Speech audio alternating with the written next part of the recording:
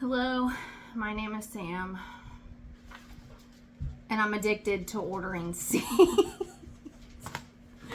Hey y'all, welcome back to Raccoon Creek Homestead. My name is Sam. We are gardening in West Central Indiana. Welcome to the channel if you have been here before.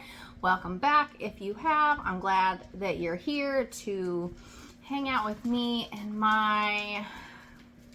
I said I was going to wait until after Christmas because I put Christmas, for my Christmas list, I put seeds on it because that is just who I am. And I said I was going to wait and see what I got, but I decided I couldn't. And if I get repeats, I'm perfectly okay with getting repeats. So I ordered 4 that I couldn't not. I had to get them. So if you also have a seed shopping problem or enjoy watching seed hauls, hit that like button below, subscribe to my channel. I would greatly appreciate it. My goal is to hit 100 by the end of the year. I'm almost halfway there. So do me a favor, hit that button. But okay, so I had never gotten a Baker Creek one this small. Usually it's the big envelope, but maybe because I only ordered a handful, I think I got 3 or 4. It was the one that I had to have them. And they were all new for 2023. And I was just like, we got to do it. Okay, so we're just going to jump in and do it.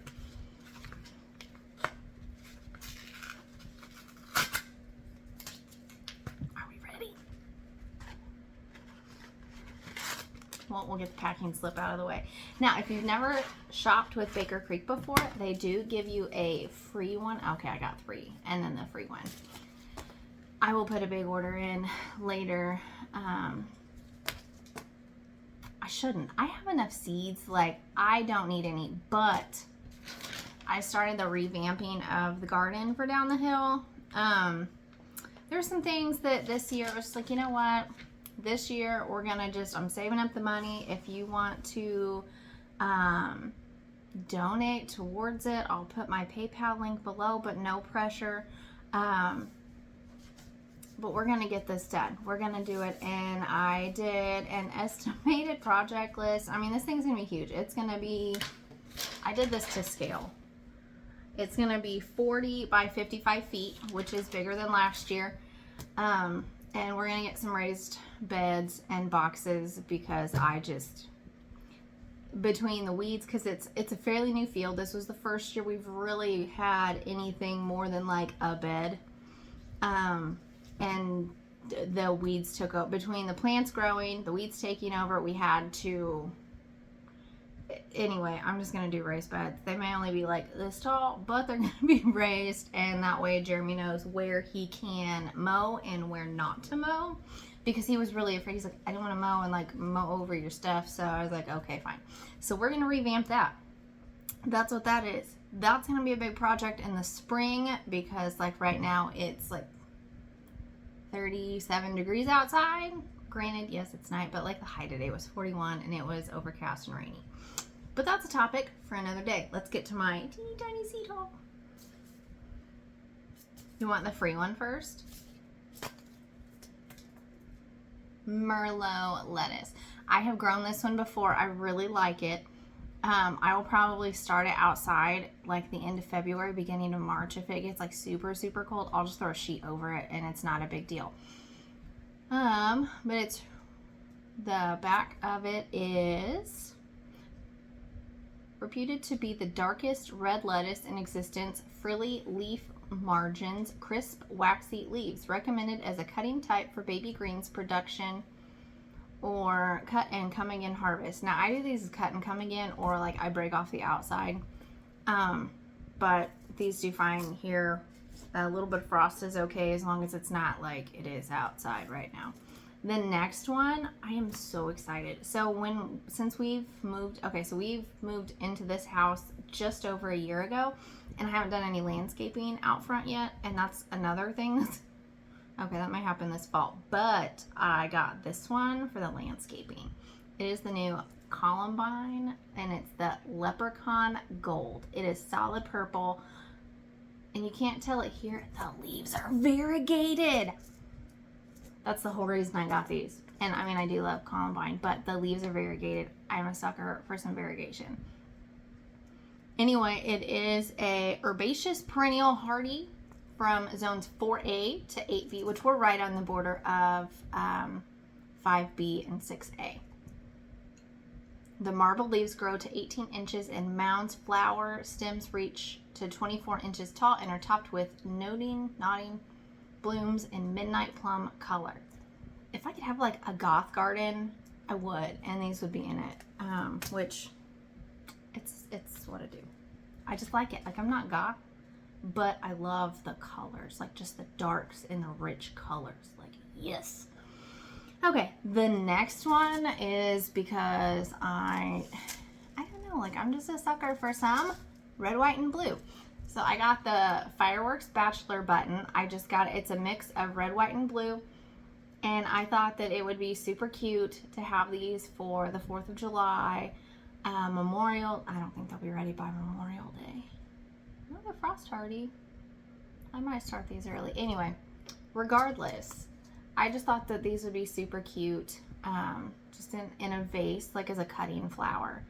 And I have other that I think would look really good with this, just to kind of mix in. But, oh, here we go. Set off an explosion of color with this patriotic mix of red, white, and blue cornflowers. Plants stand 30 inches tall and are excellent for pots, beds, borders, and of course, the cutting garden. Time the planting right and you'll have an incredibly festive 4th of July floral display. Pollinators will flock to this glorious mix. I've tried to add more flowers in. For us living in the middle of nowhere on a dead-end road where we don't get, like, the county doesn't spray anything, like, for weed control, we don't have a lot of pollinators. So I'm trying to get more flowers. I want to do, like, a wildflower mix, so I'm debating if I want to do wildflowers, because I kind of want to have it as an extra field space for the goats, like as an extra pasture to let them graze. So we'll see, but I'm definitely going to put a bed. Again, with the bigger bed, I plan on having multiple, like 3x8 sections of different flowers, just kind of in between. And I'm going to try really, really hard this year to mix in between herbs and flowers that will deter, like marigolds, nasturtiums, things like that, to really kind of help with the pest control, because I really don't want to spray anything because we eat straight out of the garden a lot of the time. My husband gives me a really hard time because the okra doesn't make it to the door. Like, we literally just cut it and snack on it, and then like we toss like the little tips to the chickens on the way in because they're so good. And I plant like 6 things of okra, so I mean, there's not, it's a garden snack, and that's what we eat it in. If it were to make it in the house, I would definitely freeze it and have it for like soups and gumbos, but maybe next year. Maybe 2023 is the year that we have okra making in the house. We'll see. No promises. And the last one is the whole reason I did this in this whole order, because I was so excited and I was afraid they were going to sell out because it's new. Queen of the Night tomato. I did the strawberry cherry one last year and it was delicious and I loved it. If this is half as good, I will be perfectly fine with it. But this is an 80 to 90 day mid-season salad type tomato. It's purple blushed, rich flavored. This 3 to 3.5 ounce fruit develops brushstrokes of indigo on its shoulders, cut into the round fruit to reveal a stunning vermilion color. Plants are indeterminate, compact, and reach 5 to 5.5 feet on average, with blue tinged regular leaf foliage. The blue tinge, the color in it, I know, like, when you start ones, I'm assuming it's that color because it's got the anthocyanins. That's that purple color. When you start seedlings in the spring, if you have tomato plants come up and they have like a blue or a black or a purple or something of that, it's perfectly fine if the leaves come up and have that color in them. because it's just the anthocyanins. Some tomatoes that maybe like just a red do that. You may be missing something in the soil, but the ones that are supposed to have like that color in the tomato, perfectly fine. Don't panic. So that's it. That was my whole haul, and I have no regrets. And like I said, if I get those for Christmas, like, I'm perfectly okay with it. I do have so I got the whole seed catalog, which I think my friend has at the moment. And it's got like that page in the back, and like you write down, it's just like hot biscuits amaranth, this one. The cucumber that doesn't need pollinators, that one. I forgot its name, but that's one of them. I have my free one right here that came in the mail. Let's see what it is, because it'll bother me. Look, I even marked the page in this one because, you know, I have problems. Look, remember that whole my name is Sam and I have a seed shopping problem? I meant it. Okay, I feel like I'm going to butcher this one. It's the Beit Alpha, B-E-I-T Alpha. Look, if you want to know, it's number CU150. This one. It doesn't require pollinators. Let's see, what else did we mark? Because I did. Oh, and then I did the Snapdragons. I kind of want the Black Prince, but I'm kind of teetering. Again, it's that color. It's that, oh, it's that rich, that dark, that just Victorian-y color that I like it. And I mean, there are some that I have from last year that I will be, of course, growing, but I didn't mark the pages because I didn't need to. Like cucamelons, I didn't get them in early enough, and then they just dried out. My friend got them. Her dog loves them. Like, they're little treats. And I was like, can I send me your cucamelons? And she's like, yeah, you're going to have to take it up with the dog.